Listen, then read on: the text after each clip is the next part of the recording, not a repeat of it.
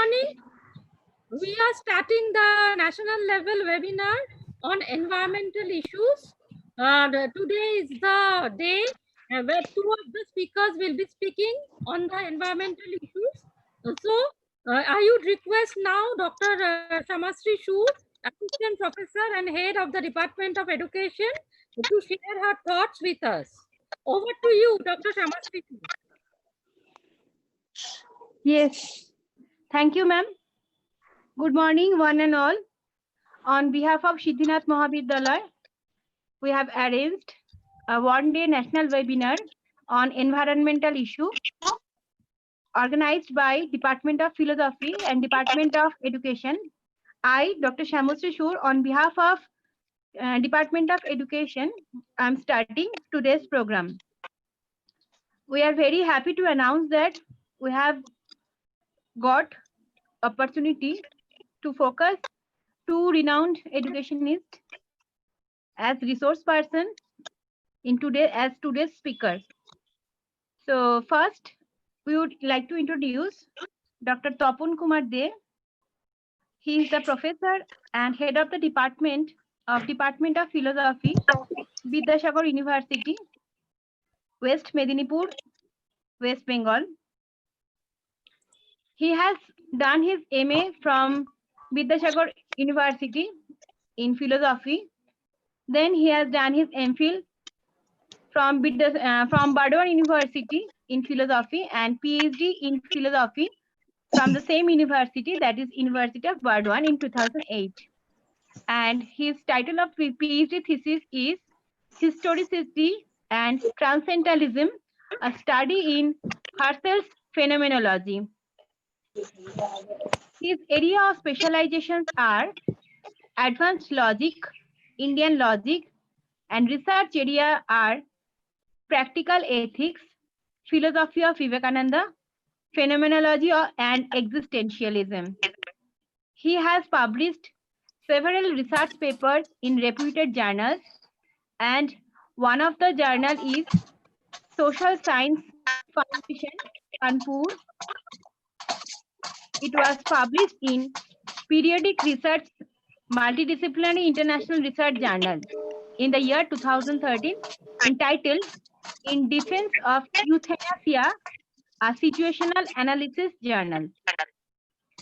So, we are very fortunate that we have received such personality among us who is going to deliver his speech on environmental issue, and he will further elaborate the topic, the name of his today's event, and he will focus on his area.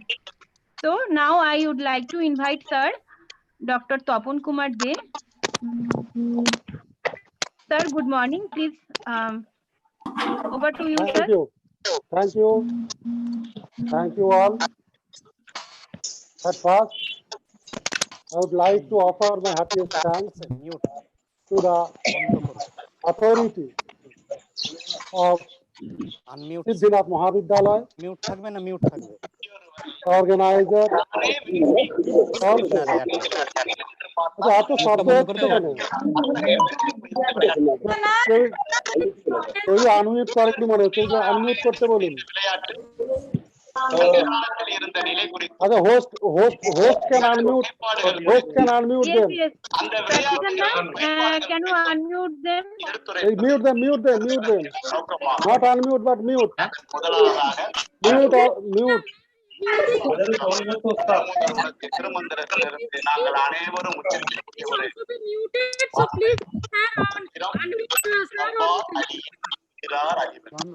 Please mute yourself. Participants who are requested.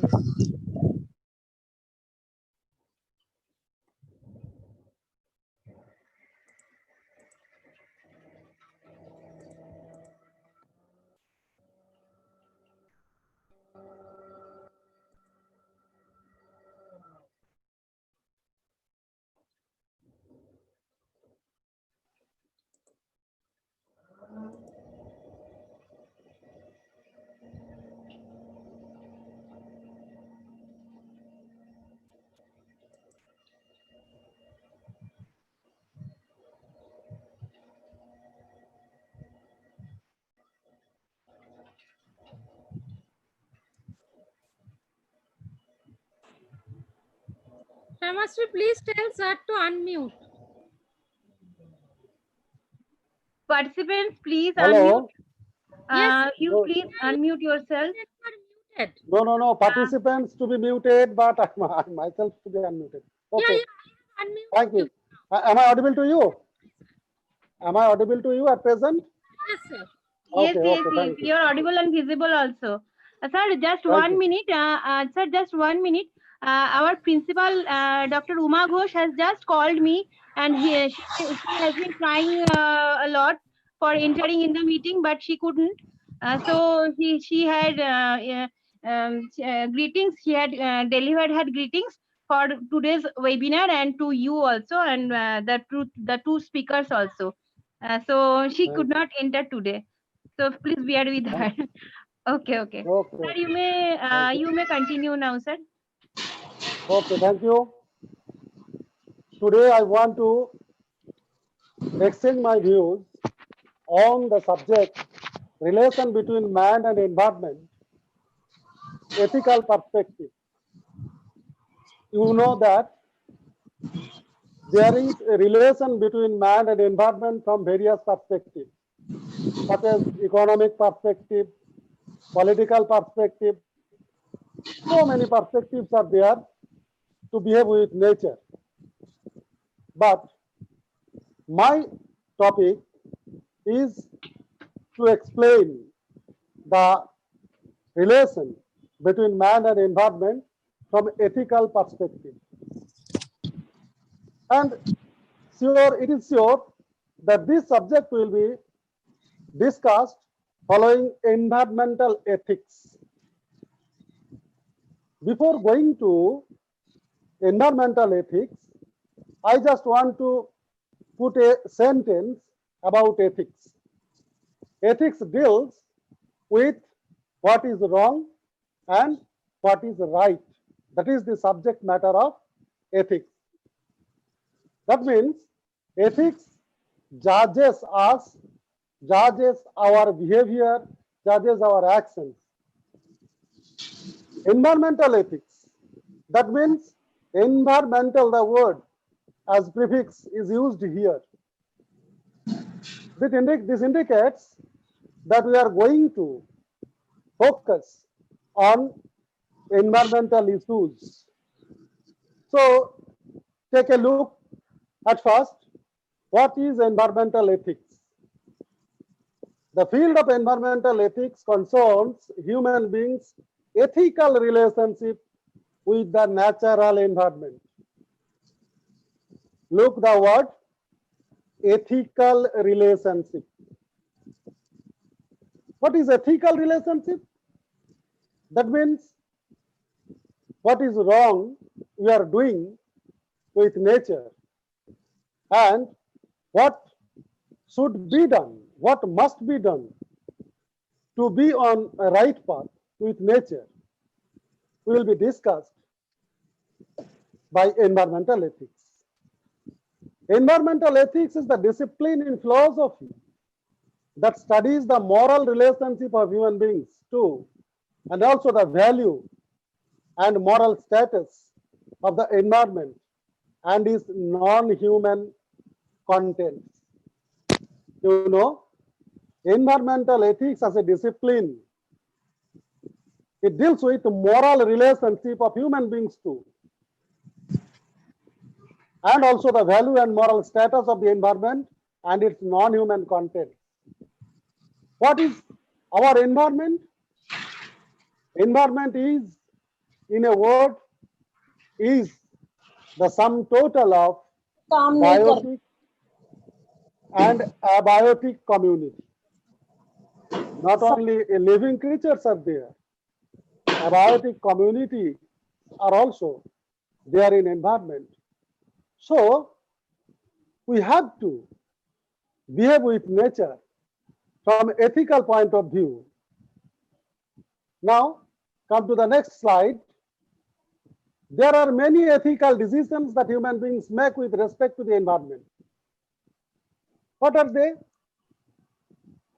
At first, should we continue to destroy forests for the human luxuries? You know that two kinds of needs are there. One is essential needs, roti, kapra, aur makan, basic needs, and the other is luxuries. And if you cry for luxuries, it is unlimited, it is limitless.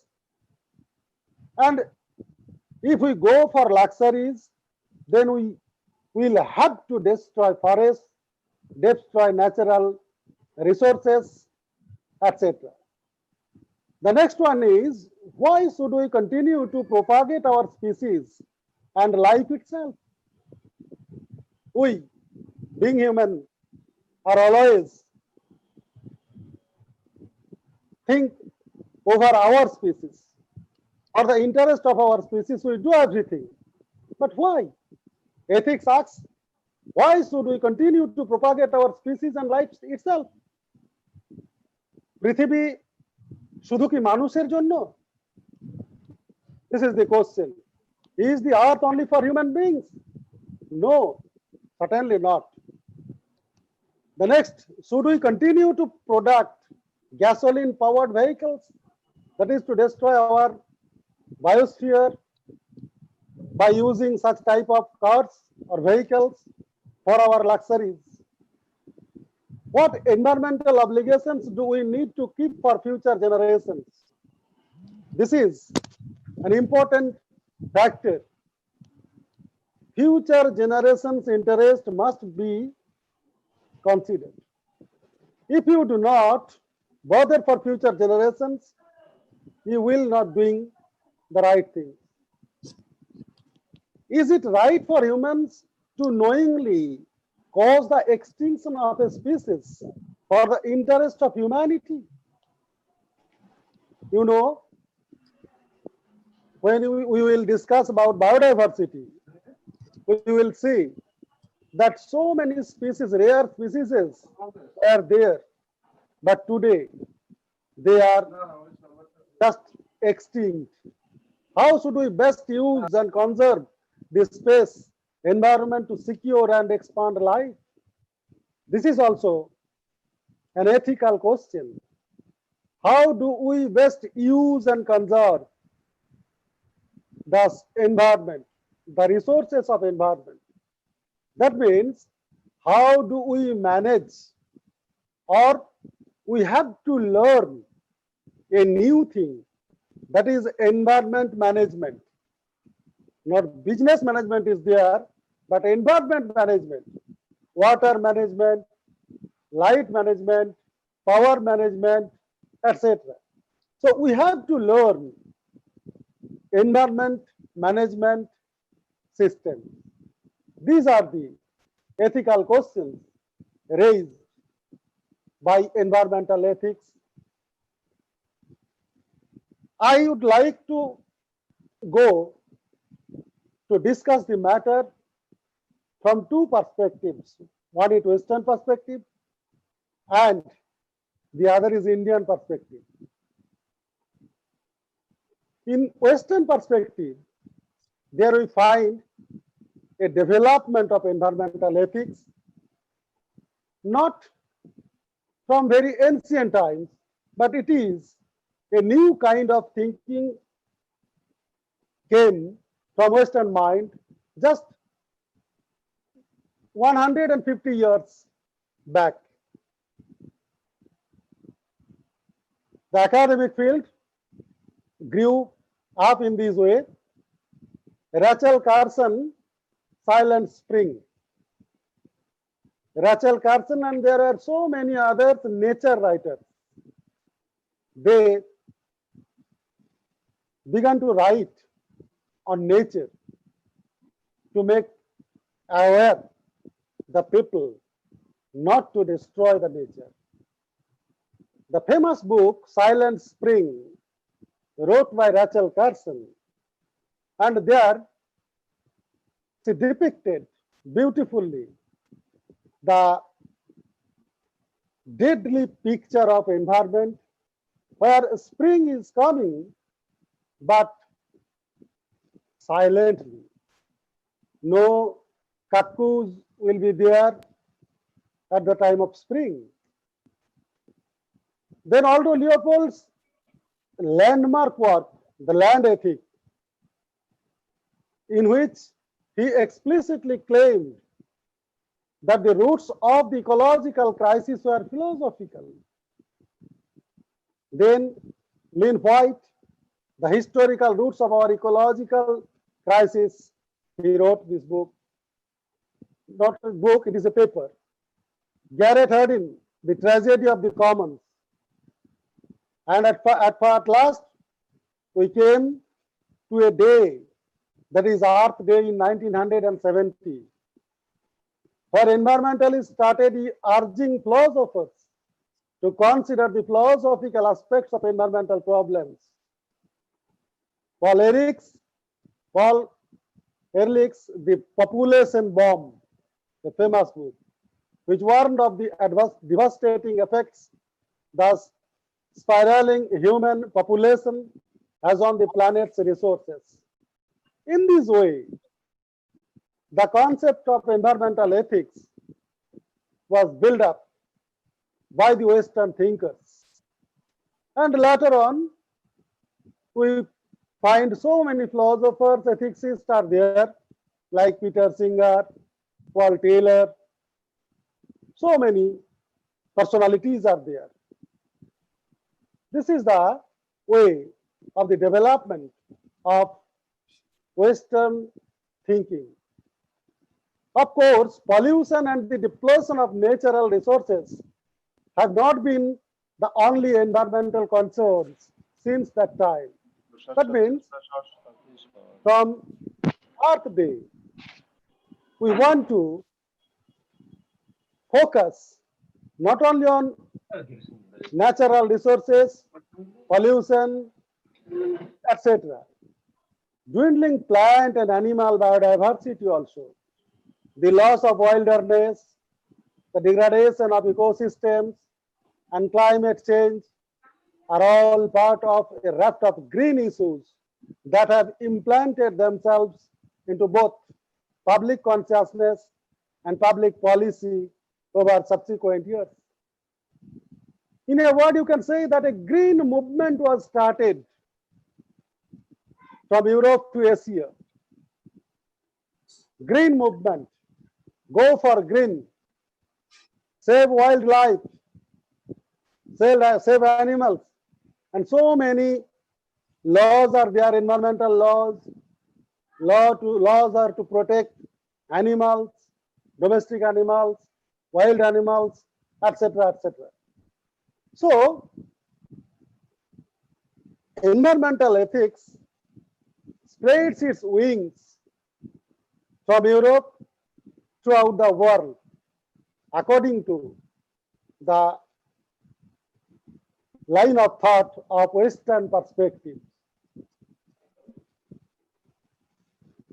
If we want to classify the Western perspectives in connection with environmental ethics, then we will find that there are two kinds of theories, and the division is based on the duties to be performed by human beings. What kind of obligations do we have concerning the natural environment? That is the question. Is it direct or indirect? If you think that we have only indirect obligations to nature, then you are surely following the concept of anthropocentrism. And if you think that you have direct obligations to nature, then you are on the other side. That is non-anthropocentrism. If the answer is simply that we as human beings will perish if we do not constrain our actions towards nature, then that ethics is considered to be indirect obligations, and this attitude is designated as anthropocentrism. That means androcentric attitude. Everything will be motivated, will be created, will be preserved, will be conserved, keeping focus on the interest of human beings, not keeping focus on the interest of the nature or environment. On the other hand, if we think that we have direct obligation to the nature, then we are practicing non-anthropocentrism.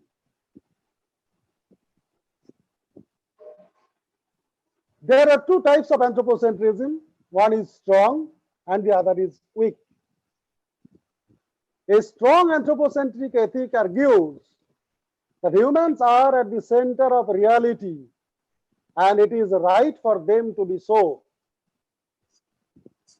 Weak anthropocentrism, however, argues that reality can only be interpreted from a human point of view. Thus, humans have to be at the center of reality as they see it. What is the difference? Next slide, madam. What is the difference between strong and weak anthropocentrism?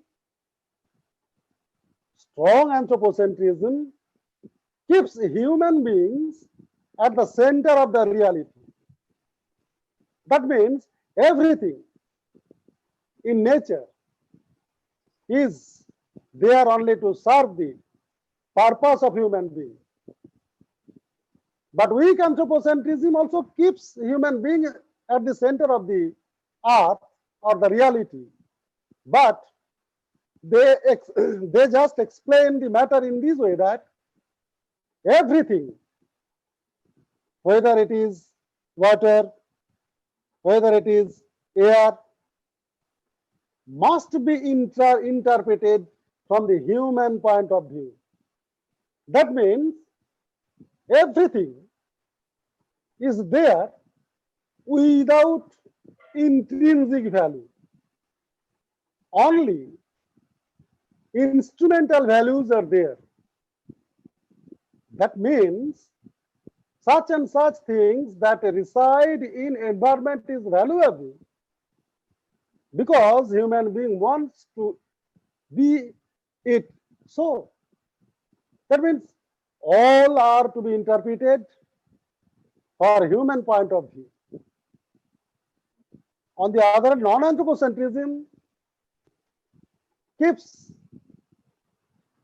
non-anthropocentric creatures, that means non-human creatures, in the center of thought.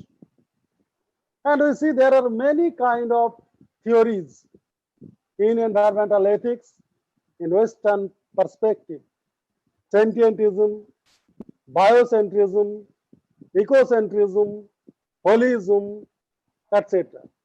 Besides this, there are also ecofeminism, stewardism, S-T-E,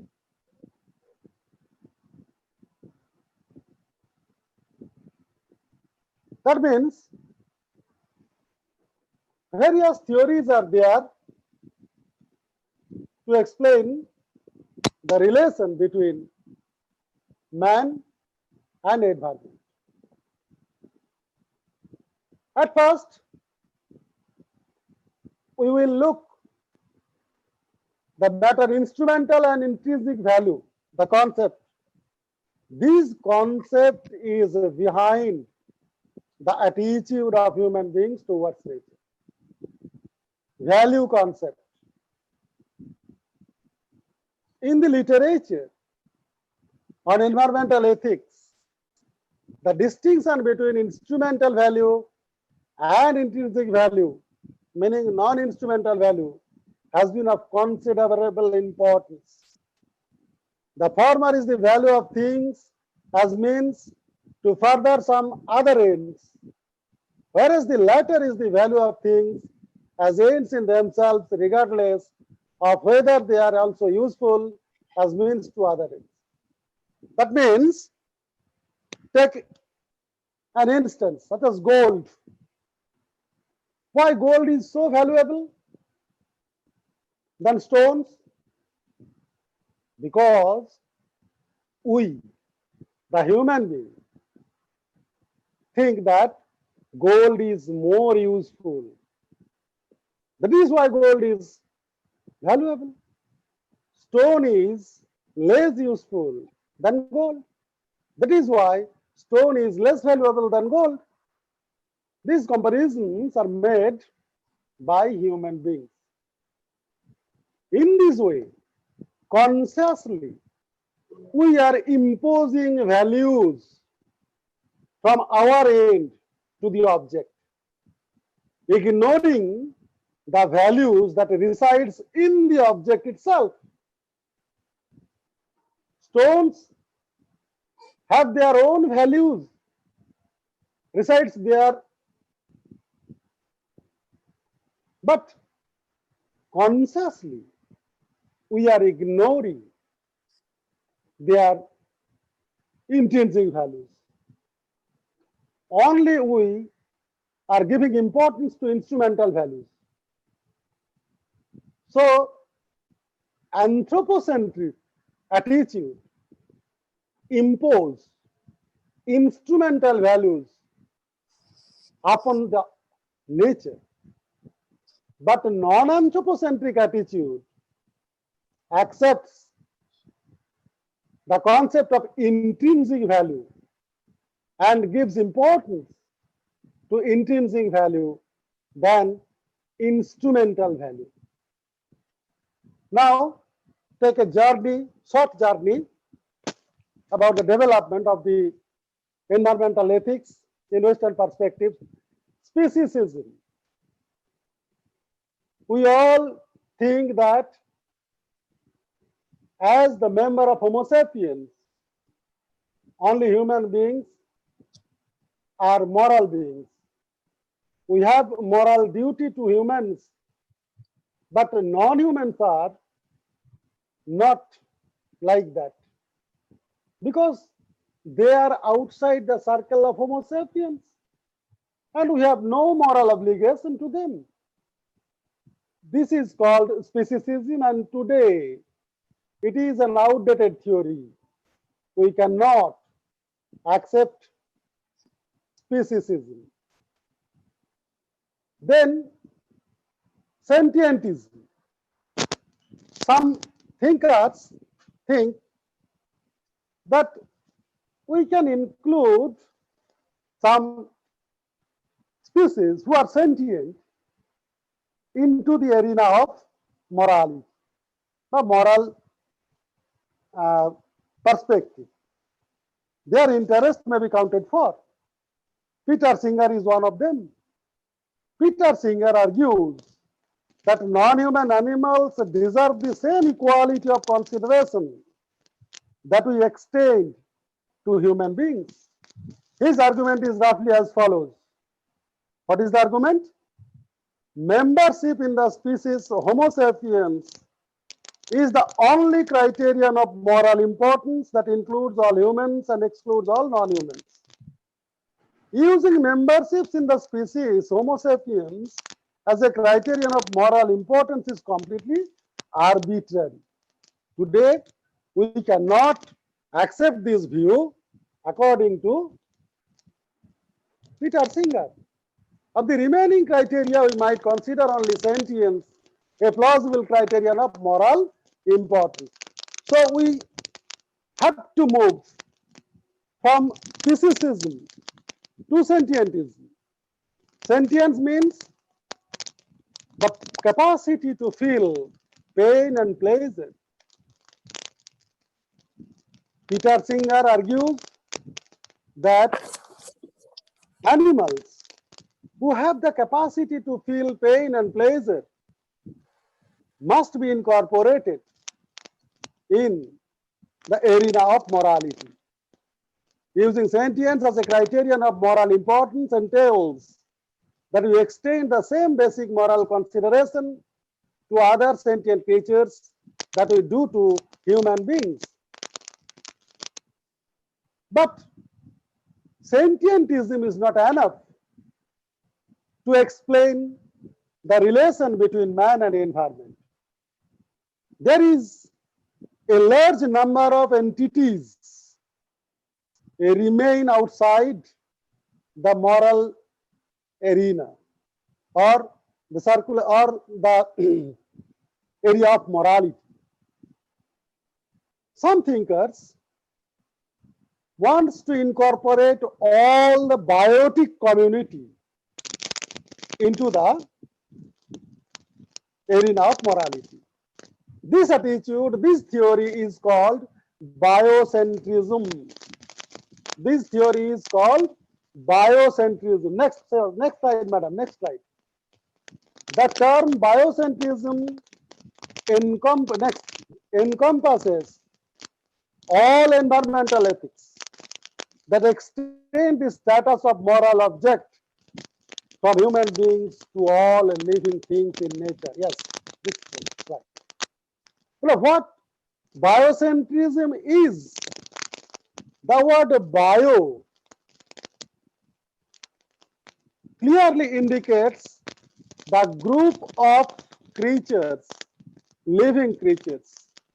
And this theory wants to extend the morality from sentientism to biocentrism. All living creatures must be incorporated into the arena of morality. Why?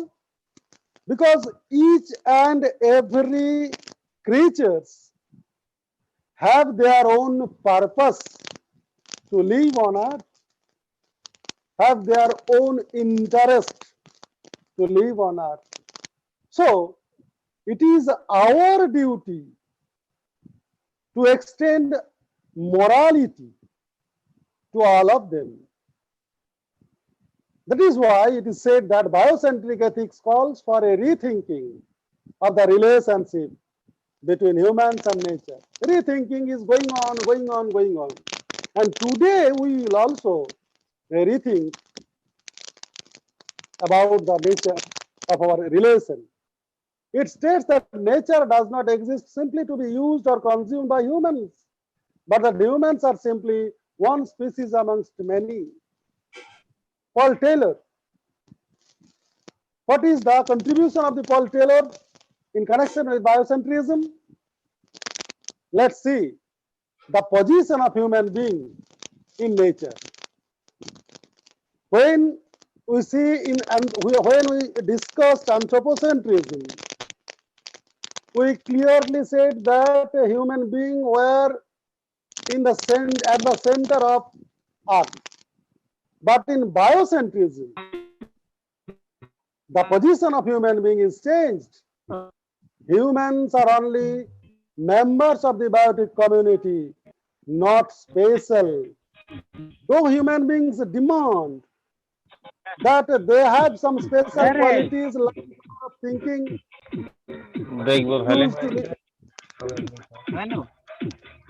use literature, rationality, emotion, etc. But Just a moment, please. I would request all the participants to mute themselves. If they don't mute, then you will be removed from the webinar.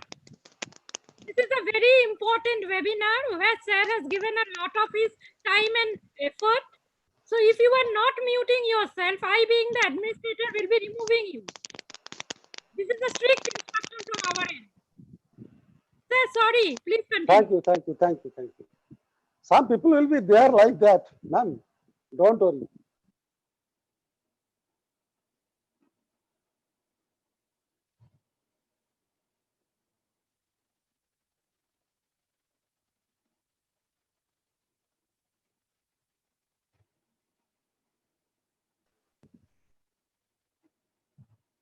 Humans are merely members of the biotic community. So see the position of the human being change here from center to a member only. That means from a president to a member only. All ecosystems are built up ways of interconnected and interdependent organisms.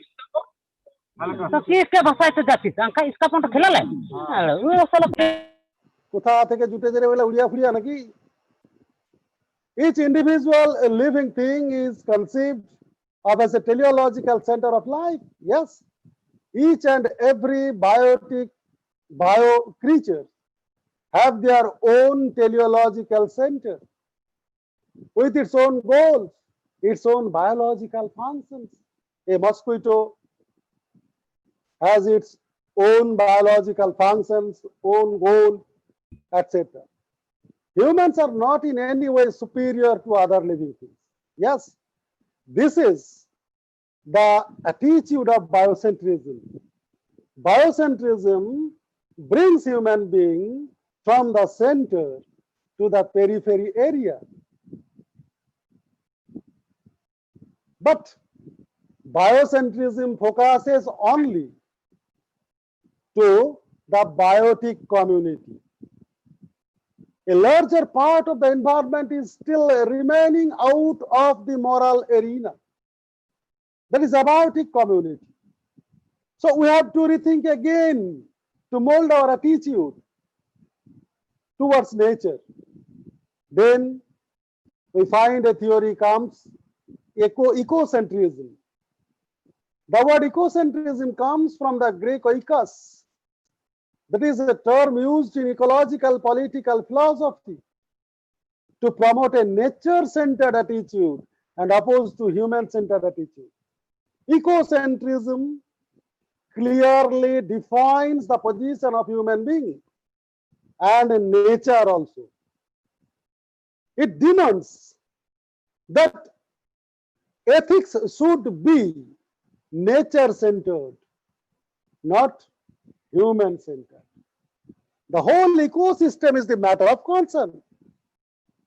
Hills, water bodies, rivers, seas, forests, all abiotic communities are also important part of the nature.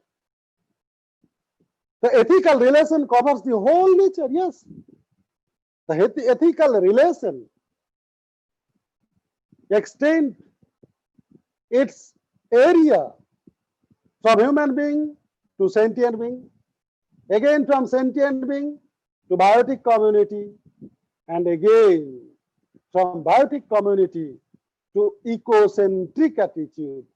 We are just moving towards deep ecology, a concept Ardennes has found this word different from the shallow ecology movement.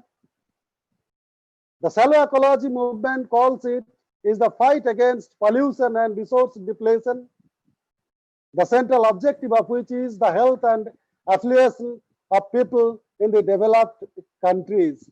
That is called shallow ecology movement. But the deep ecology movement, in contrast, endorses biospheric egalitarianism, the view that all living things are alike in having value in their own right, independent of their usefulness to others. This is the concept of deep ecology. Moral concern for nature, then we have to think the moral concern for nature. What should we do? What is our duties to be performed to nature? It includes a responsibility to nature as well as a responsibility for nature. Take the sentence with rapt attention, please. It's my earnest request. What is the subject matter of this sentence? It includes a responsibility to nature as well as responsibility for nature. When we are performing our duties and responsibilities to nature, we are somehow focusing anthropocentrism. We are somehow focusing on anthropocentrism, or we are concerned for the interest of nature, not the interest of human being, not the interest of nature. But When the thing turns in this way, that we are performing our duties and responsibilities for nature, then it means that we are thinking for the nature, keeping in bracket our interest. Nature's interest is there with greater weight than the interest of human beings. That is the responsibility for nature. Adoption of a new land ethic, whereby a thing is right when it intends to preserve the integrity, stability, and beauty of the biotic community. It is wrong when it intends otherwise. So, what will be the ethical relation with the nature of human being? Human beings should always try to keep the beauty, integrity, and authenticity of nature. A tree is there. It is important, it is valuable because it gives us oxygen. Not only that, this tree is valuable as it is the part of the beauty, integrity, and stability of the nature. So it is our duty, it is our responsibility to look at the nature so that we can keep the beauty, the integrity, and the authenticity of nature. The moral rules governing the relation between humans have been established, whereas humans' relation to land and its habitats was not ethically framed. That is another kind of discussion. So, in Western perspective, we find a new kind of attitude that it is our duty to keep the authenticity, the beauty, the integrity of the nature.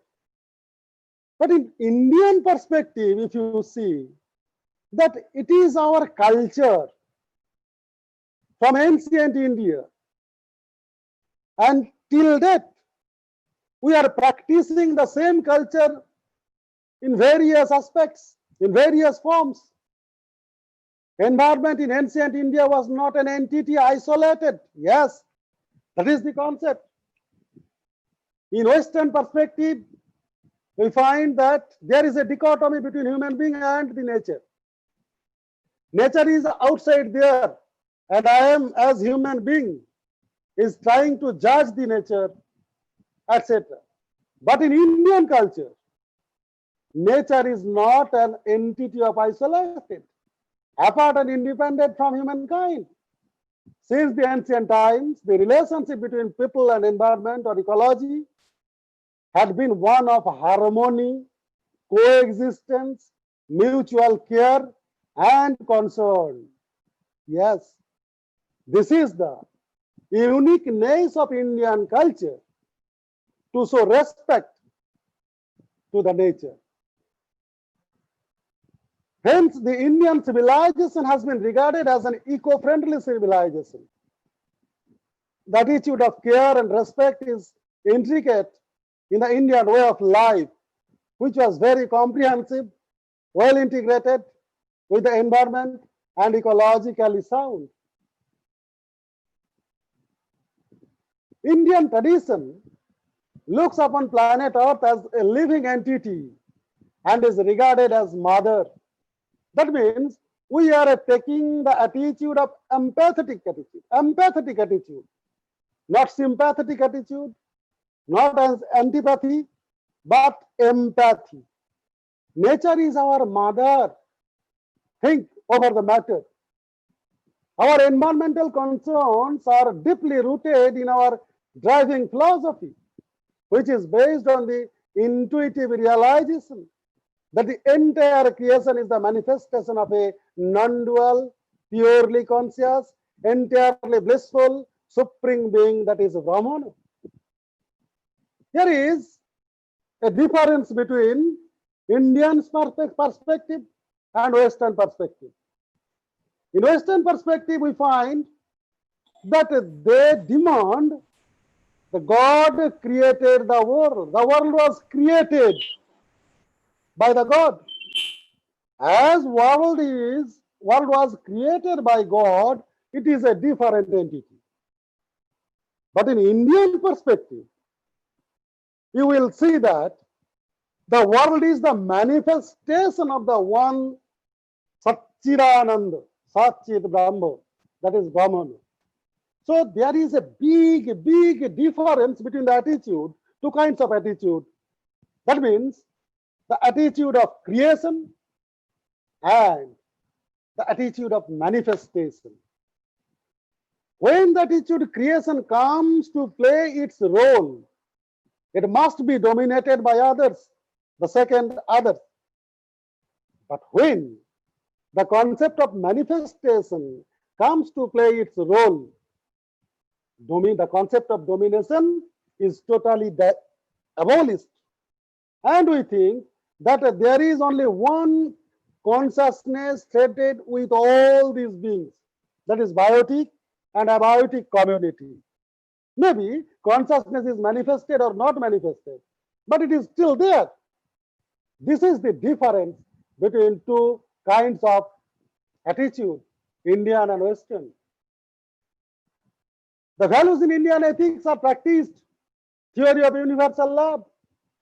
If you go through the philosophy of Buddha, there is a concept of metta, that is universal love. And Buddha claims that if anyone practices universal love or metta, he will be able to conquer the heart of a beast also. Theory of ahimsa or non-violence is there. Satya, asteya, brahmacharya, aparigraha.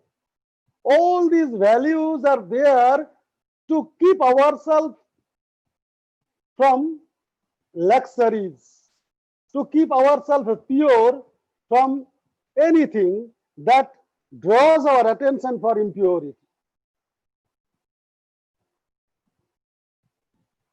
In Indian culture, it is incorporated consciously. The India's national anthem and a national emblem clearly displays India's commitment and its traditional intense kinship with the environment. The national emblem of India, which is the lion capital of Ashoka at Saranath, is a sculpture of 4 Asiatic lions standing back to back, symbolizing power, courage, pride, and confidence. An abacus with a frieze carrying sculptures of an elephant, a horse, a bull, and a lion, all in moving state, and are being placed between the chakras to display them as moving the chakras.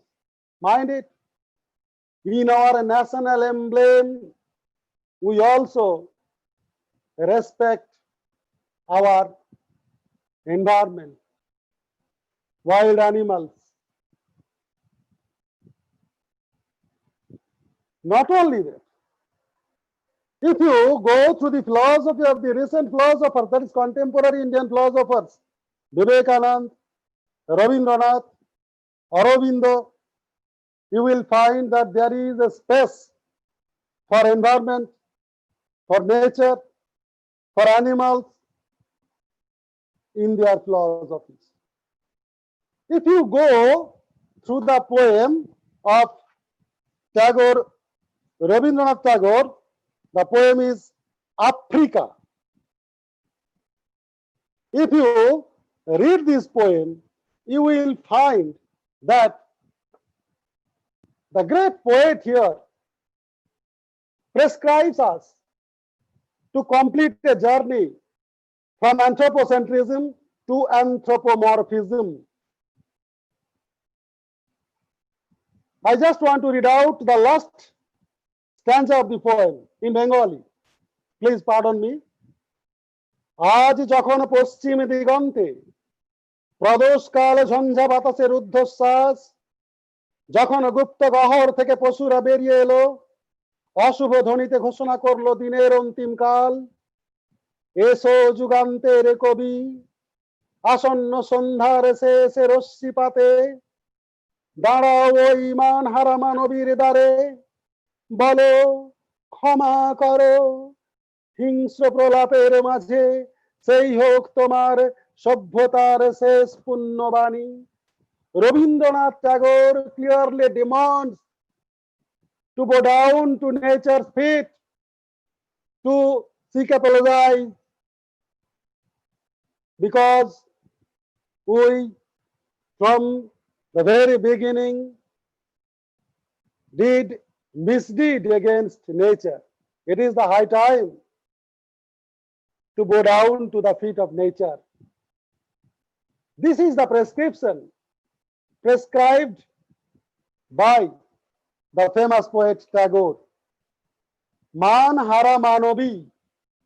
That means here the poet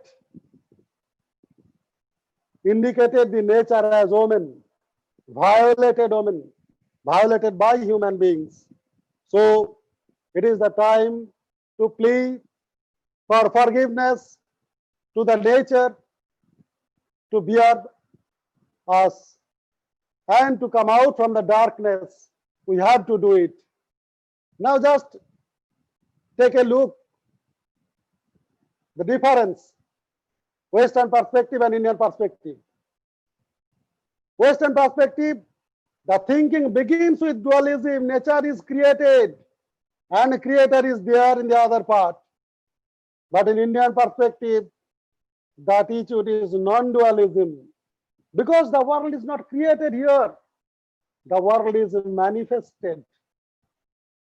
Western perspective, we are outside the nature. But in Indian perspective, we are inside the nature. We perform our duty to nature from Western perspective, that is keeping focus on human interest. But we perform our duty for nature, that is keeping focus on the interest of the nature. Sympathetic attitude guides the relation in Western perspective. Yes, we have sympathy. We have to save animals, wildlife for the sake of nature. No, not for the sake of nature, but for the sake of human beings. But in Indian perspective, we get empathetic attitude. And this empathetic attitude guides the relation between man and environment. Here, duties to be performed to the nature. But here, rituals to be observed for nature. Rituals. Duties transform here into rituals. What is the difference between duties and rituals? Duties are designed and you have to follow step by step to complete the journey of duty. But rituals is different because it comes from the core of the heart of a human being. In Western perspective, there we find one kind of chauvinism. But in Indian perspective, in connection with nature, we find anthropomorphism, Narattarup. Nature is just like human being. And we can qualify nature with the quality of human beings, characteristics of human being, to explain the nature, to explain the relation between human being and nature in a more perfect way.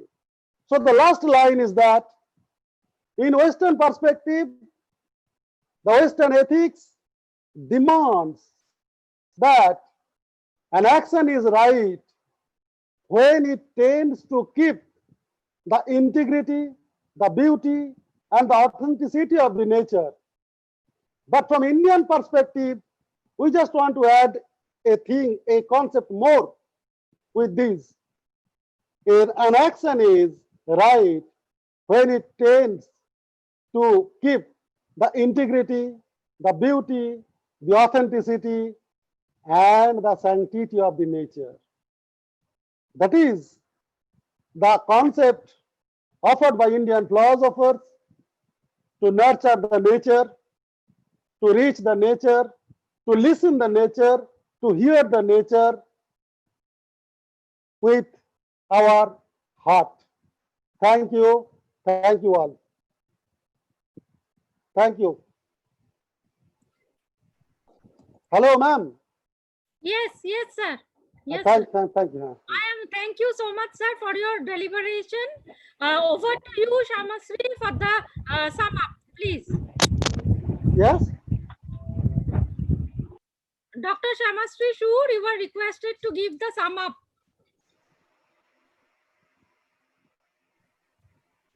Dr. Shur, are you there?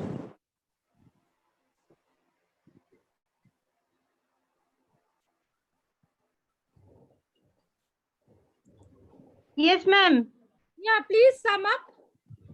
Sir has Okay, already ma'am. his deliberation, as we all know. So you are requested to sum up the entire presentation, kindly. Yes, ma'am. Just 2 seconds. Yes. The topic delivered by Dr. Topun Kumar De was the relation between man and environment, ethical perspective. The pandemic situation forces us to rethink about the relation between man and environment. Before that, we used to think human beings are the superior of all creatures and they have the right to dominate the nature according to their needs. To them, nature is there only to serve the purpose of the Homo sapiens as they have some special qualities unlike others. The behavior of human beings is motivated by the concept of values. The members of the species of Homo sapiens have intrinsic value. The rest of the nature has only instrumental value. The rest of the nature is valuable in connection with their utility only. Destruction of the water bodies, the nature is valuable. The forest land is desirable for construction of building, factories, etc. In this way, we have established various relationships with nature, that is economic relation, political relation, etc., without asking question whether it is right or wrong. The justification is there in favor of our actions related to nature. We think that a thing which has utility is valuable and the others are not. We, the human beings, the conscious beings, have the right to use nature without sharing it. In a word, human beings are there in the center of the earth, and all the other creatures are in the periphery areas. But today, we have realized that our concepts regarding the nature and human beings' relations are completely wrong. The power of science and technology is negligible in connection with the power of nature. We are forced to continue ourselves in home, bracketing all daily walks to fight against the deadly virus. The sophisticated lifestyle of the proud people is in question. So, it's the high time to mold our attitude towards nature and to put the nature first. We have to bow down our head to nature to show the respect. Ethical relation is the right path to behave with nature. A behavior which fails to be and the authenticity of the nature is ethical. With this different circle of ethical behavior, we will see that the way of thinking of Indian tradition is more desirable than the way of thinking of the West. So, this was the almost sum up of Dr. Day. Uh, Now, I would like to invite Dr. Pratika Vishwas, Madam, to introduce Mr. Topun Dutta, sir, for our next presenter. You, I would request all the participants, please not on mute. If you are not mute, then we will have to remove you. We cannot help it. Anyway, coming back to the point, we are having a very limited time. As Dr. Shur and me already know that we are on the verge of corona lockdown today. And so regarding the control room unit, there will be a total stop. So we have to finish it within 1:05 or 1:10. So without wasting any further time, I would like to invite the next speaker, Mr. Sanjay Dotto, Assistant Professor of the Department of Education, School of Education, Adamas University, Barashat of North 24 Parganas for his deliberation. And I would request Dr. Shamastri Shur, Head of the Department of Education, Siddhinath Mahavidyalaya, to kindly give his introduction before he starts. Ma'am, if you can give his introduction, it will be better. Okay, then just give me a minute. I will Okay, ma'am. start the introduction.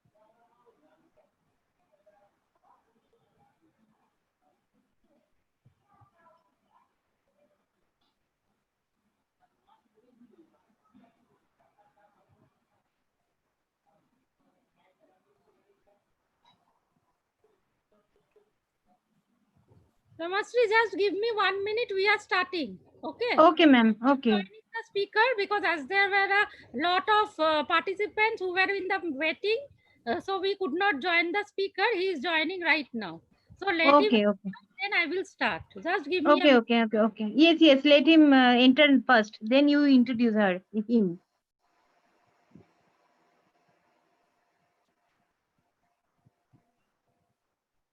Okay, Mr. Sanjay Datto, have you joined?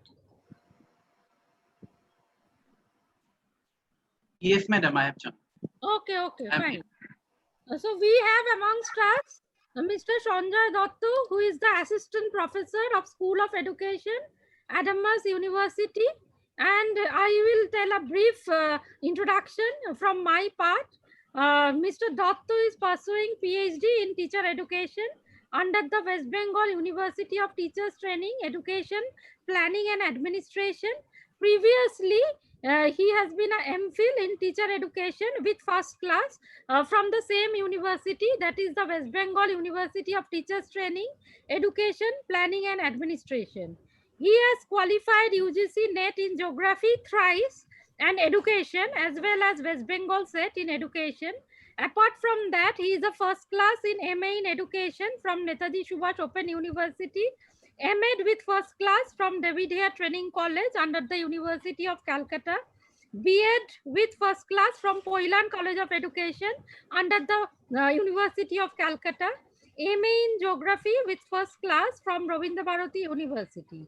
His mother subject is Geography, and that is why he will give his deliberation very brightly on environmental issues. And his graduation is from Prashanta Chandra Mahalnobish Mahavidyalaya under the University of Calcutta, which is actually a very reputed college in Barashat.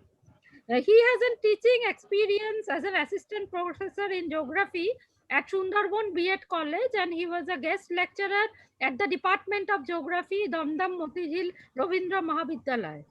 He has an experience as a field investigator in one UGC sponsored project under the Center for the Study of Regional Development from Jawaharlal Nehru University, which in short is known as JNU, New Delhi. He has published 5 research papers at UGC approved and peer reviewed journals. He has written several teacher education books, the one being the sole author, known as Environmental and Population Education at the teacher education level. Sound pedagogical knowledge, he has teaching skills and research oriented attitude.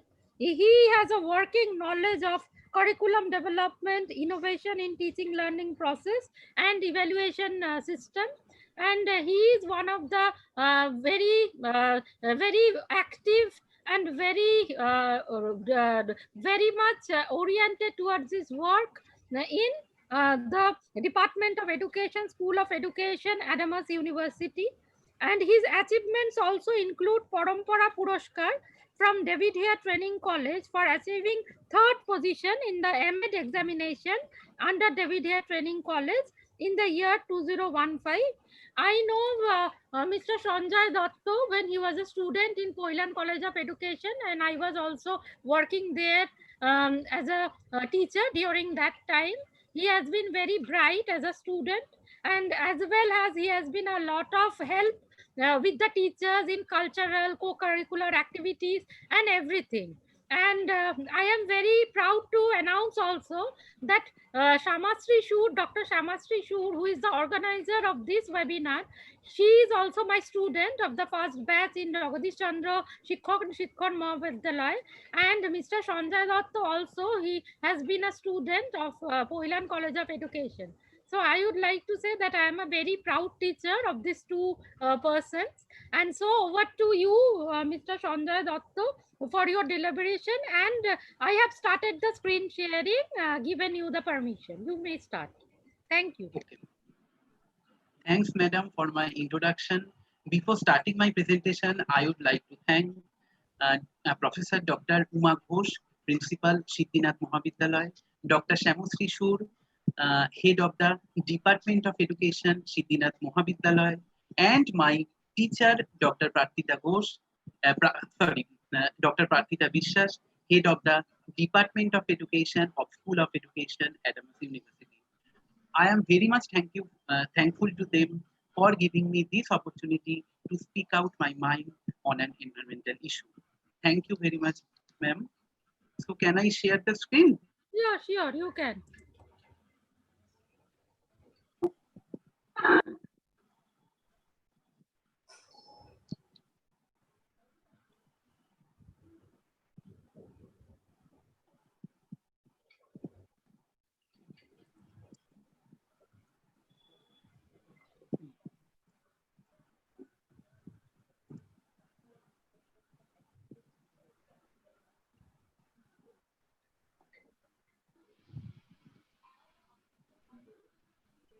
Is it visible to everybody?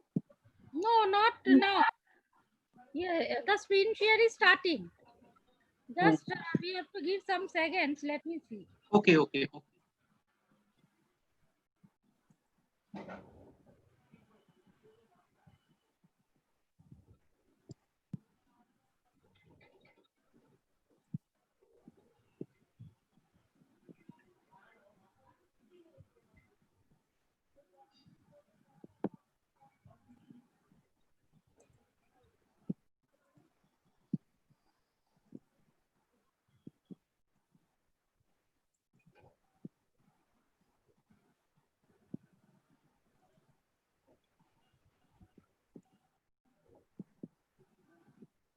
Can I share now the screen? Yes, yes, yes.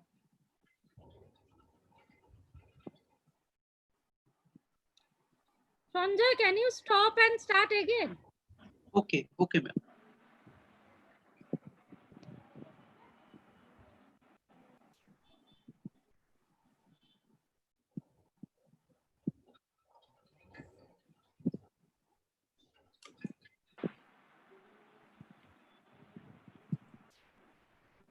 There is a problem in screen sharing. I don't know why this is occurring. Shall I start it from my end? Yes, ma'am, you can share. You please stop it from your end, then I will start it from my end. Okay, ma'am.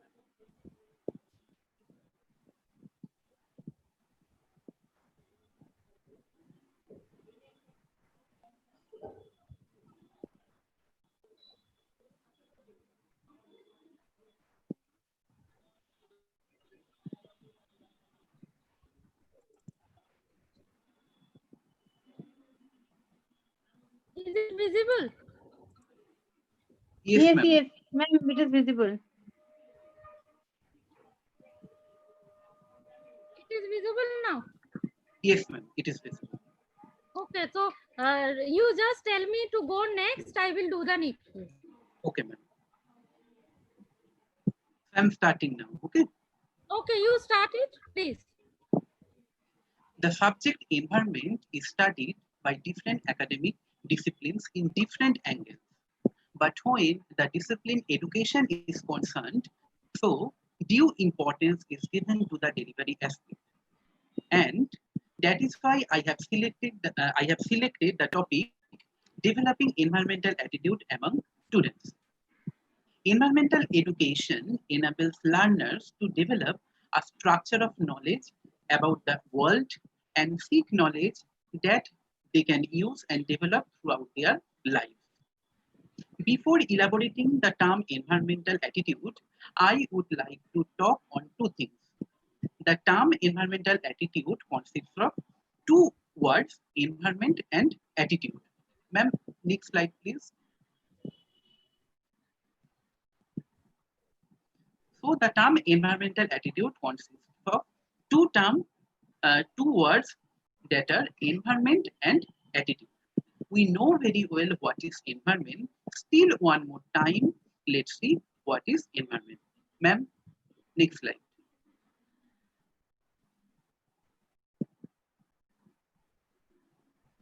The word environment is derived from the French word environner, which means to encircle or to surround. Environment literally means surroundings, which has a wide connotation, including its physical, biotic, and human aspects of the earth. It includes the earth's surface with all its physical features and natural resources.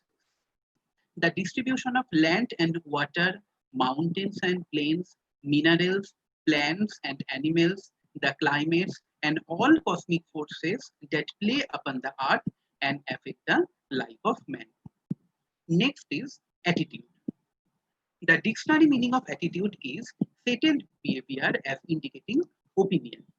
Thurston has defined attitude as the sum total of man's inclination and feelings, prejudice or bias, preconceived notions, ideas, threats, fears, convictions about any specific topic.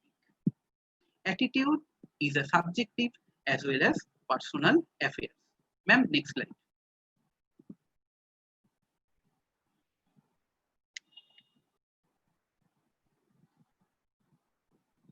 Ma'am, next slide. Okay. So now our main focus is environmental attitude. So let's see what is environmental attitude. Environmental attitude refers to the concern for the environment and environmental problems, and in addition concern for the conservation of nature and natural resources. Environmental attitudes are the strong feelings, ideas, motives, and perceptions of concern for the environment for actively participating and preventing the deterioration of the environment. Like other attitudes, environmental attitude has also three components: cognitive component, affective component, and behavioral component. Cognitive component denotes belief, the belief about environment and its associated things, whereas affective component involves emotion or feelings about environment. Lastly, behavioral component. It indicates response tendency towards environment. Thus, overall, environmental attitude involves belief, feelings, and response or behavior. Belief includes facts, opinion, and general knowledge about the environment. Feelings include love, hate, like, dislike, and similar sentiments towards environment. And lastly, behavior tendencies include our inclination to act in certain ways towards the environment, to approach it and avoid the problems. Ma'am, next slide. Now I want to throw light on the characteristics of environmental attitudes. Environmental attitude is rational as well as emotional. It is evaluative in nature so that it can be measured through some devices. It is outward, not inherent. It is the matter of learning so that environmental attitudes do change with experience. It can be changed with time and circumstances. Environmental attitude is a particular feeling about environment and its related issues.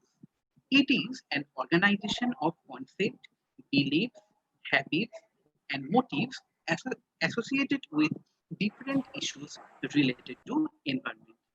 It is a tendency to act in favor of or against some environmental factors which become hereby a positive or negative value. Ma'am, next. Now, there are some dimensions or types of environmental attitude. According to the degree of morality or responsibility, people's environmental attitude can be classified into 5 levels. The first is maximalist morality, next concrete morality, minimalist morality, amorality, and anti-morality. First is the maximalist morality. The people with maximalist morality always concerned about all global environments, irrespective of how far they are. They act globally in favor of environment. Next level is the concrete morality. Here, people extend their environmental concern to the local community and their country as well, but not more than that. Number third is minimalist morality. Here people care selfishly about their own environment and that of their close relatives or friends, but not that of the others outside their immediate circle. Next is amorality. Amoral people act purely in their own interest without caring about the effects on the environment. The last is anti-morality. Here people gain satisfaction from causing damages to the environment. On the other hand, according to Wiseman and Wagner, there are 2 dimensions of environmental attitude, such as preservation attitude and utilization attitude. Preservation attitude is a biocentric dimension that reflects conservation and protection of the environment. Individuals with this type of environmental attitude place priority on preserving nature. On the other hand, utilization is an anthropocentric dimension that reflects the utilization of natural resources. Individuals with this environmental attitude believe that it is right and appropriate for natural resources to be tapped on for human use and alteration. There are other dimensions given by Stern and Dives are anthropocentric attitude, ecocentric attitude, and egocentric attitude. Anthropocentric attitude says that anything that is useful for the fulfillment of human needs should be exploited. Such view can have a devastating effect on the environment, whereas ecocentric attitude is nature-centric attitude. It gives equal importance to each and every species of environment. It does not hamper environment. Lastly, ecocentric attitude, which is a concern for the self and need fulfillment. Ma'am, next slide. Now, we have reached at developing environmental attitude among students. At first, we need to know what are the objectives behind the strategies of developing environmental attitudes among students. Environmental attitudes aims at to change the basic environmental functions possessed by the learners, to resolve 2 conflict attitudes, to change the perception about the environment, to change the belief about the environment. Plus, to associate environmental attitudes with admired group, cause, and event. Ma'am, next slide. So, there are given the list of strategies for developing environmental attitude among students. So one by one, I would like to discuss the strategies. Ma'am, next.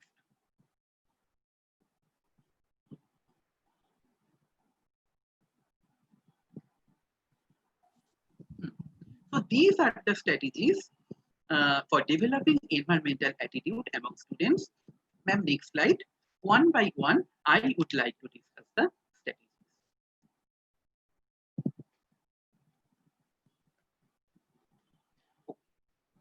So first is the direct instruction. Directly, we can change the attitude of students. There are many directed strategies by which we can directly change the environmental attitudes of learners. Number one is classroom teaching. The subject environment can be taught as individual discipline, or it can be delivered in infused form, or educational issues can be imparted in integrated with other subjects. According to convenience, we need to decide classroom teaching style. At the time of imparting educational issues, we can motivate learners, we can strengthen their belief system, and we can augment their feelings towards environment. We can guide them by instructing use reusable bags, print as little as possible, save water, wash hands properly before eating, use dustbin for dropping your litter, and many more. Ma'am, next slide. Secondly, we can motivate students and enhance their feelings towards environment. Ma'am, previous one, please. Ma'am, previous one.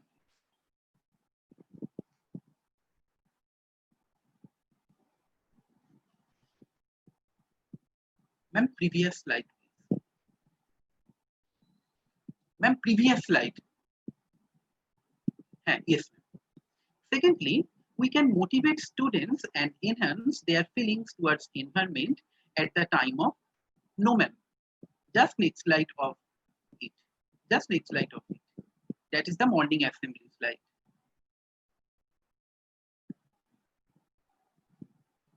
Just next of this slide, please. Yes, ma'am, this slide. So we can motivate students and enhance their feelings towards environment at the time of morning assembly. Head teachers or teachers can deliver environmental related news, new inventions, health issues, and even good quotations at the time of morning assembly.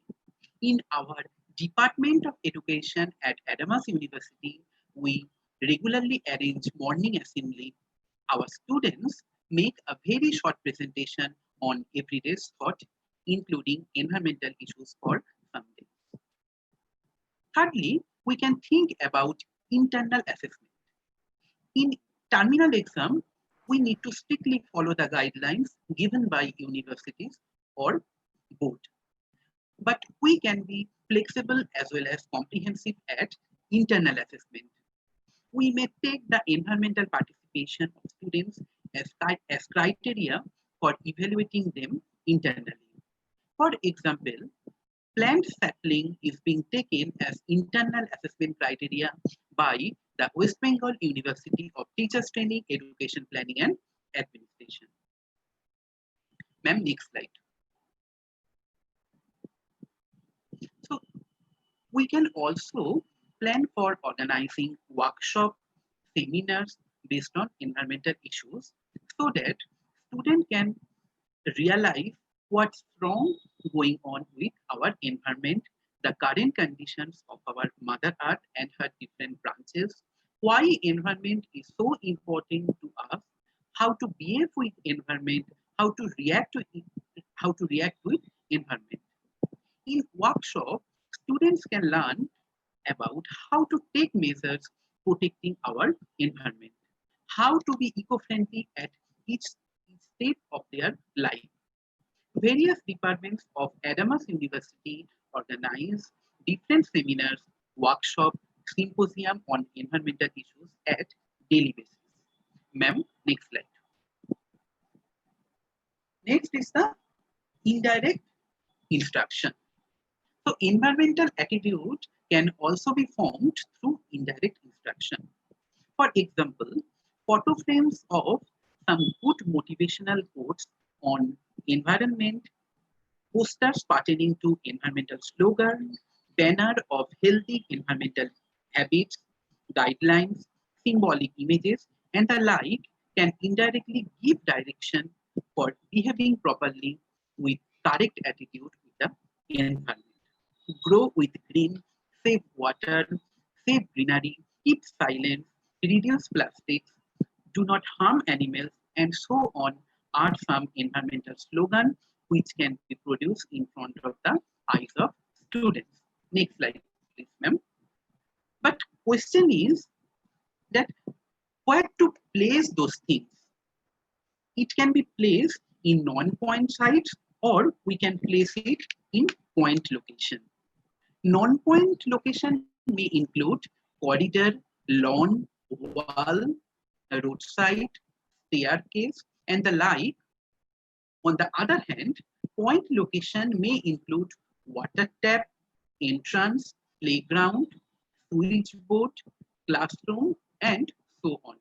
In Adamas University, in situ roadside is frequently marked by posters containing no plastic slogan prepared by School of Education. Next slide, please, ma'am.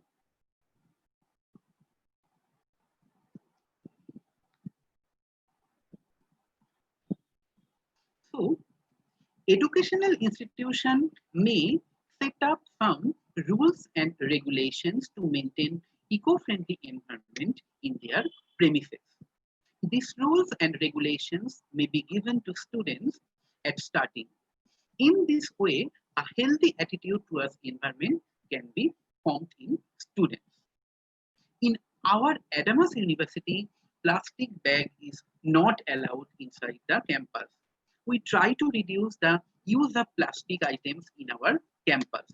From the last semester, the School of Education Adamas University has taken decision for BEd students to use soft copy of practicum work for taking purposes, followed by hardboard lab practical notebook as practicum hard copy instead of spiral binding which contains plastic items. Next slide, ma'am. So sometimes it requires modifying the campus environment in order to fostering environmental attitude among students. For instance, the provision of bio-toilets, purified drinking water facility, garbage bin at each and every floor may be placed in the premises. This initiative helps students to develop good habit and attitude towards environment. Ma'am, next slide. So next slide is on open air classroom. Open air classroom may be organized at rooftop, playground, or garden areas, especially in winter season, so that an attachment with nature can be built up among students. It augments our feelings as we go about with the nature while learning. It is widely practiced in Vishwabharati Shantiniketan. Ma'am, next slide. Next slide is on celebration of environmental days. Teachers must celebrate important environmental days with students in educational institutions. Different measures supportive to environment must be taken and these should be maintained. Various co-curricular activities may be organized like drawing competition, essay writing competition, short extempo, drama, poster making competition on environmental issues. The School of Education at Amos University has celebrated World Wildlife Day, World Energy Conservation Day, Bono Mahotsav Saptaho, and the like. We organize different competitions, debate, extempore, different drives pertaining to environmental issues for developing right attitude among students towards environment. Ma'am, next slide, please.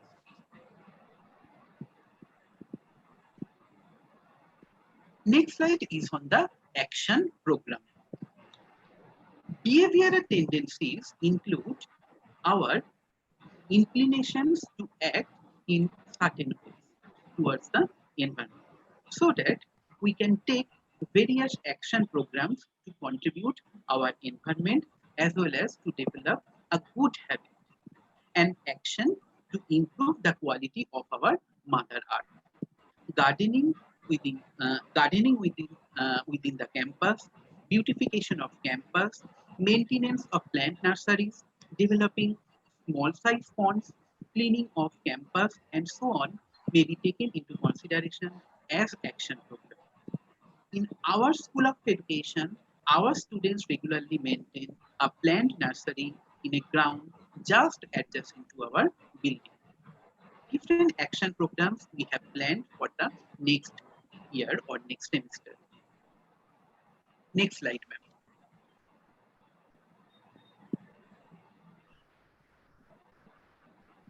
Next is reinforcement strategy. It is very unique and it should be followed for developing environmental attitude among students. The students who commit any misconduct with environment in the premises, such as misuse of water, burning of plastics, dropping waste materials in corridor or other places, and so on, must be negatively reinforced to stop those behaviors. On the other hand, the students who perform best in favor of environment throughout the year or a semester should be awarded properly. We can encourage them by giving certificate, medals, award, recognition, and even marks in internal assessment. Ma'am, next slide. The next slide is on award and recognition of institution.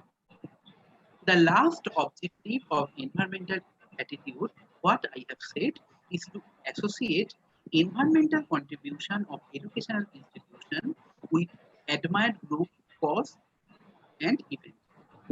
It means educational institutions should apply to national, state, and even international bodies and agencies for getting recognition and award with respect of their environmental contribution.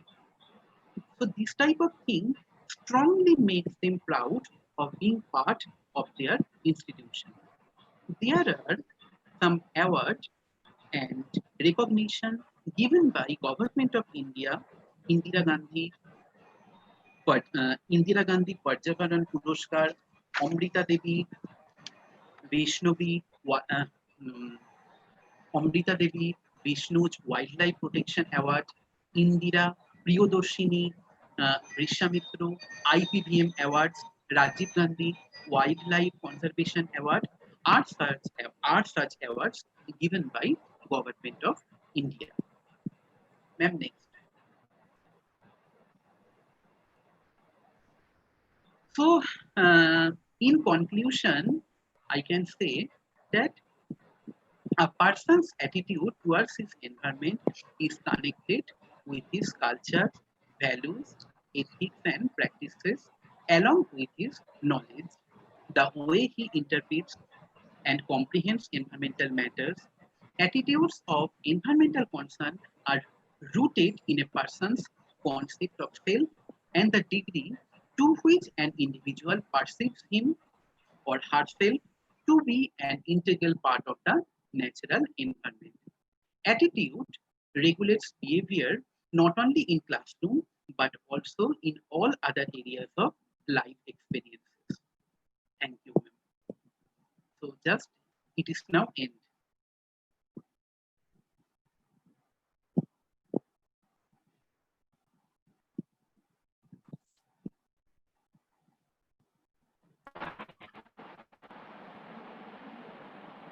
Ma'am, it is complete. Okay, I am stopping the screen share then. Ha- Over to you, Shamasri, Dr. Shamasri Shu. Okay. Okay. Have you completed your deliberation, Sanjay sir? Yes, Sanjay has finished. Okay. Yeah, has he left? I cannot see him. No, I am here. Okay, sir. Okay. So Okay. you can call for interaction session also. Yes. That's why I was asking for you. Now the participants, I'm. Sir has left, Shamasri. Let me check if there is. Let me check if there is any I question. think Tapun sir is there because Tapun sir's session, nobody asked question. I mean, we didn't give him the opportunity. We started in a hurry. Yes. I'm Yes, asking that both is why the questions. I'm waiting. Yes. Yes. Yes, Okay. dear participants, now the session is open to you.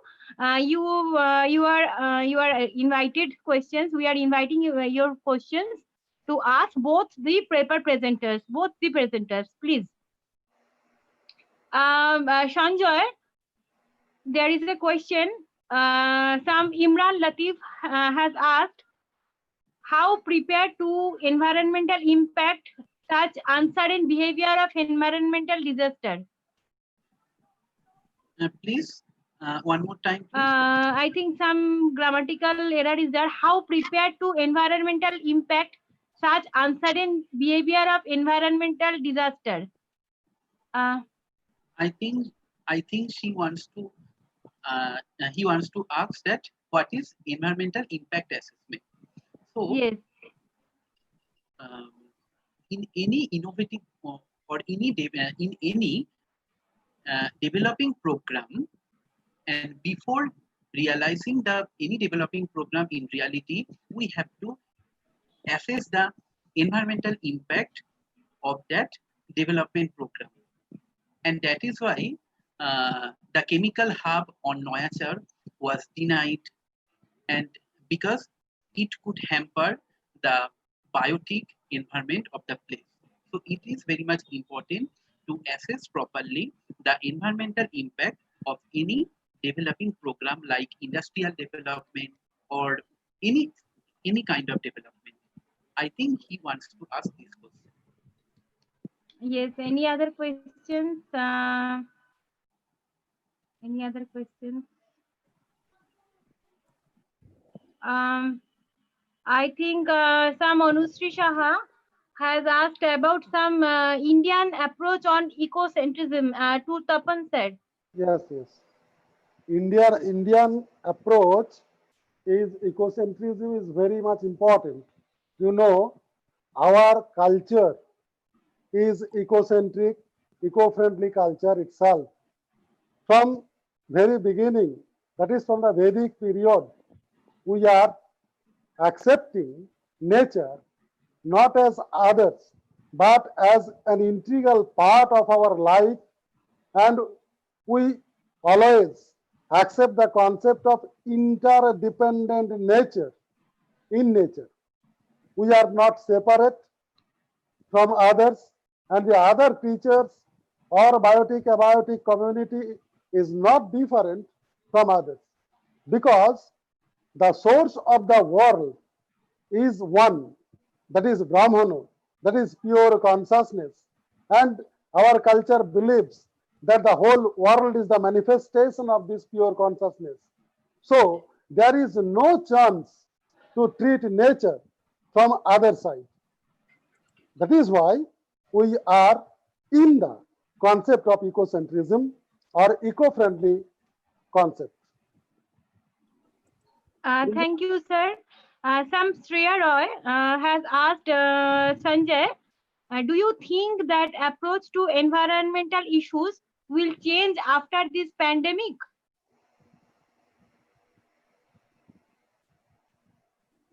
Sanjay, are you there?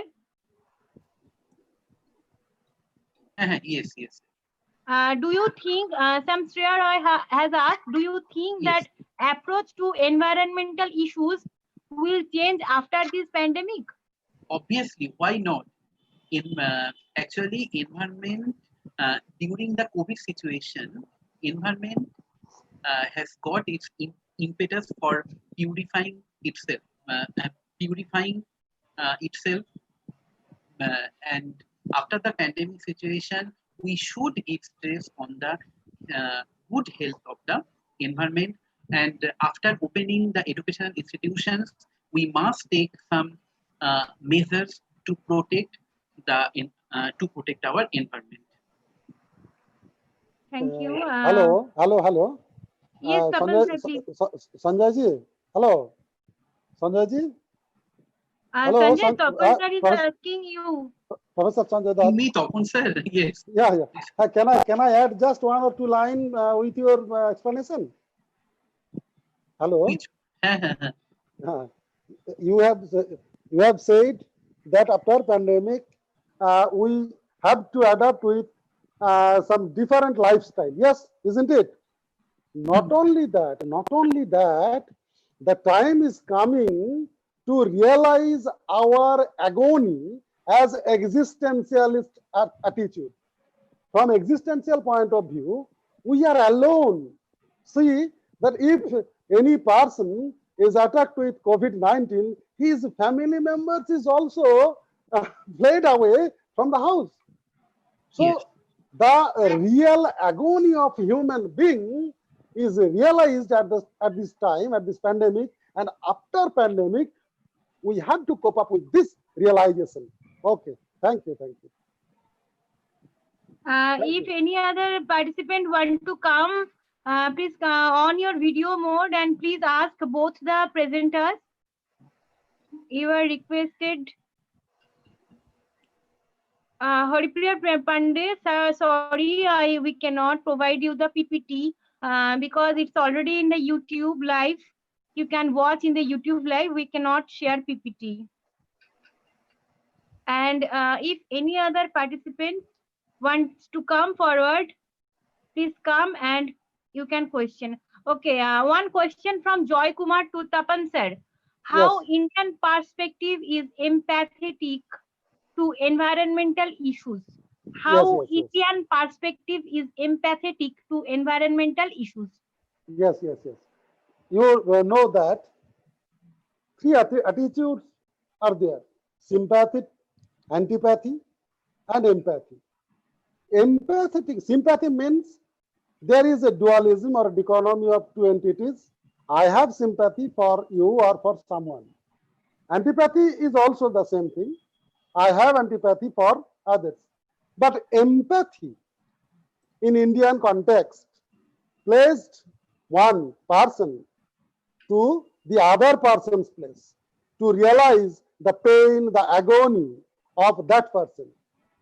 When Tagore called that Manhara Manobi, violated woman, the nature, in his poem Africa, he just wants to show his love, wants to show his respect to the nature, to represent the whole human beings. That means you should have to take the nature from empathetic attitude, thinking in this way that you have to keep the interest of the nature as you want to keep the interest of your. In this way, we all, as integrated part of environment, can consider the interest of the others as myself, as my interest. Okay, this is the main attitude of Indian context or Indian philosophy or Indian ethics. When we practice that satya, truth means not to violate the system of the world. That is truth. Okay, in this way, astya, brahmacharya, or parigraha, not to take many things, not to take much more than your need, from nature. Thamak. Okay, bye. Is there any question? Hello, Yes, sir. are there any question? No, there is no more question. Now this is the time to sum up. Now, as you know, in advertisement there are two panelists. Dr. Uma Ghosh, one of the panelists, she is Principal Siddhinath Mahavidyalaya, but she is not present today.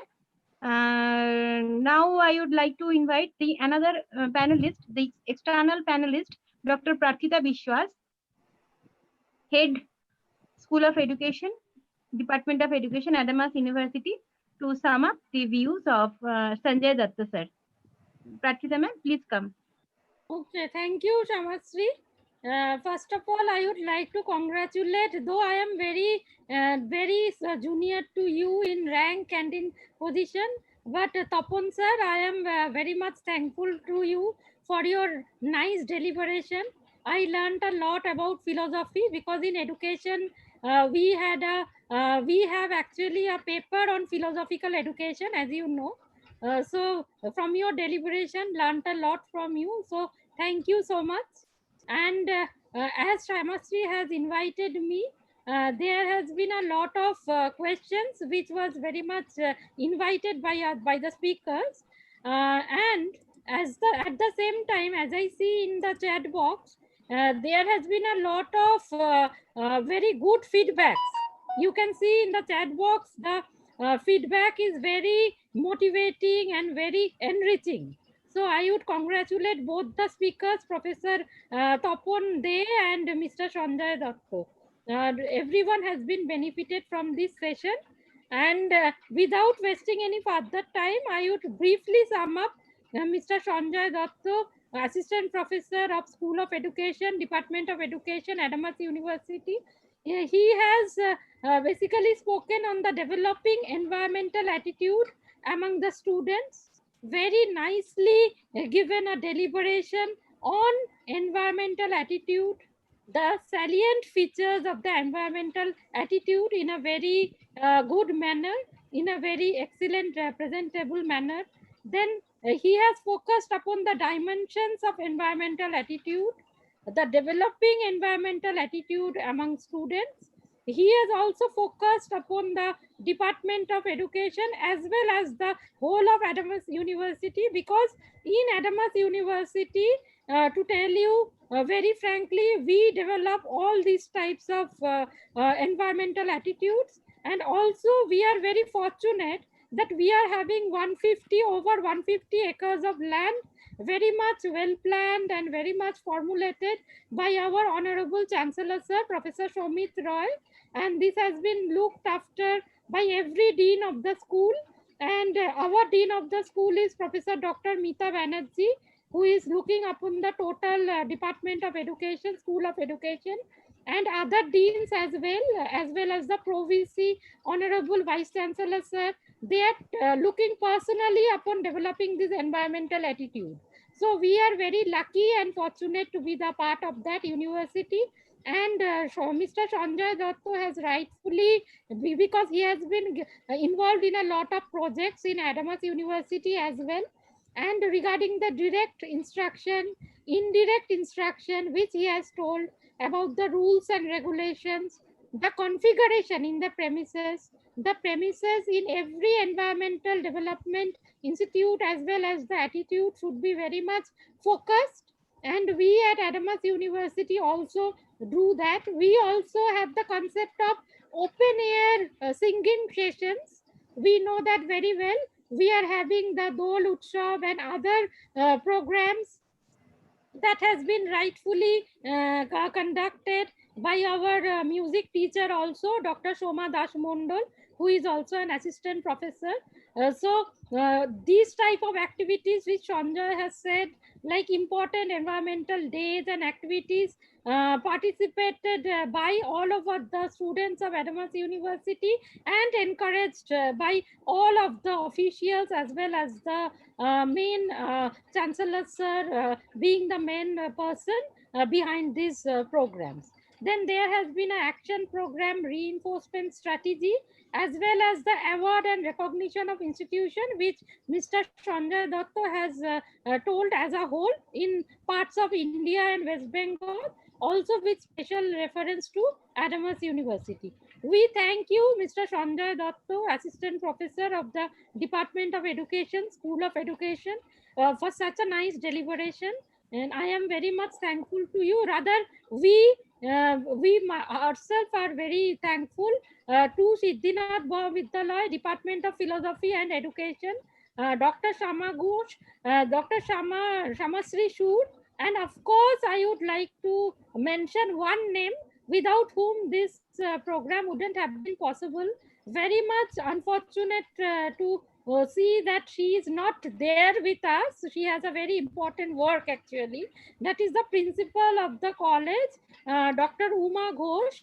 She is very much encouraging us, and we are having back to back webinars as a panelist, as an external panelist.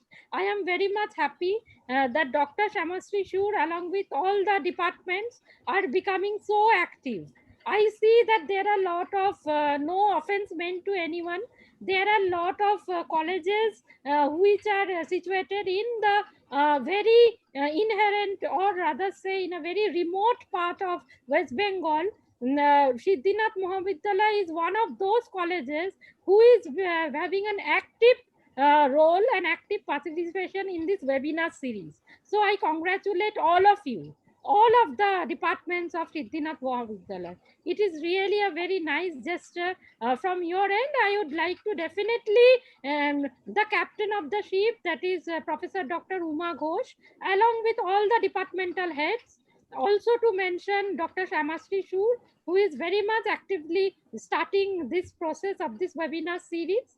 I am very much thankful to all of you and all the participants who have joined and participated, as well as in the YouTube link. I congratulate you and thank you from the bottom of my heart. And over to you, Shamasri Shur. Dear, you end the session or you can continue. Thank you. Thank you, Pratita madam, for your nice closing up for both the present sides, Dr. Tapan Kumar De and Sanjay Datta sir. I am very much thankful to both the teachers for presenting for their awesome delivery of speech and very relevant issue, that is in pandemic situation. You know, the environmental issues are so much relevant, and how to combat COVID-19 in regarding environmental issues, and how to developing the positive attitude towards environment. This is both this very much necessary, and the ethical approach which has been presented by Dr. De is we should always remember this, the role of man and role of man on the nature. So both the presenters are very presented very relevant topic, and very in a good approach and very good presentation. And lastly, I would like to congratulate Dr. Prathida Vishwas madam for being all support, for her all support all along, because without her this webinar cannot be conducted. I alone could not do anything. And I also want to congratulate our principal, Dr. Uma Ghosh madam, because without her encouraging words and without her initiation, we cannot proceed to conduct such webinars. She is always guiding us for conducting and organizing such webinars. But today it's unfortunate that for some work she went to Bikash Bhavan, cannot come today. But she has messaged me for greeting the participants and the presenters. And last but not the least, I want to congratulate all the participants, and I am very happy to announce that we have crossed 650 participants. Can you imagine, for 2 hour program, for 1 day 2 hour program, we have crossed 650 participants. And where the other webinars they are not fill up, even the 100 seats are not fill up, we cannot provide the seats and so we have created YouTube link so that the others can watch. Still, please forgive us for our technical default because we cannot provide more than 100. And we have all have you submitted feedback form, and you will have the certificate shortly. Please give us at least 2 weeks because the technical supporters are very less in number. So only at least 2 weeks we require to deliver you the certificates. So and thanks all to all the participants. I can see they are joining from different parts of India, from Rajasthan, from Maharashtra, so from Assam, from Andhra Pradesh. They have joined, and I also specially I want to thank the all the staffs of department of Shitinath Mahavidyalaya. All the teaching staff of Shitinath Mahavidyalaya, they have worked a lot, especially philosophy department. Moitri, Polash, Anando, and Dipandita. I specially mentioned these four names because they worked a lot to contact sir and doing everything for this seminar, for this to make this webinar successful. And also the viewers who are watching uh, on the part of Siddhinath Mahavidyalaya, the staff Siddhinath Mahavidyalaya, I am thankful to everyone. And the students of Adamas University, the students of Oilan College of Education, and I don't know all the names because I cannot know all the participants. I am thankful to everyone for joining us. And I would like to announce that tomorrow we have another webinar from Siddhinath Mahavidyalaya, Department of Physics and Department of Chemistry on biomolecular identification spectrometry. So the participants are requested. You can also join, and you can also invite your professors, your colleagues from Department of Physics and Chemistry to join our webinar tomorrow. It will start from 10 and end at 11 a.m. Only 1 hour program tomorrow. The resource person will deliver his speech. He is very reputed one. He will come from Jaipur, Rajasthan. So I am requesting everyone to make our tomorrow's webinar to make successful also. So now I want to thank everyone, and thank you Pratita ma'am, thank you our principal ma'am, and thanks the participants, and also thanks to our two respected teachers, Dr. Taponde and Sanjay sir.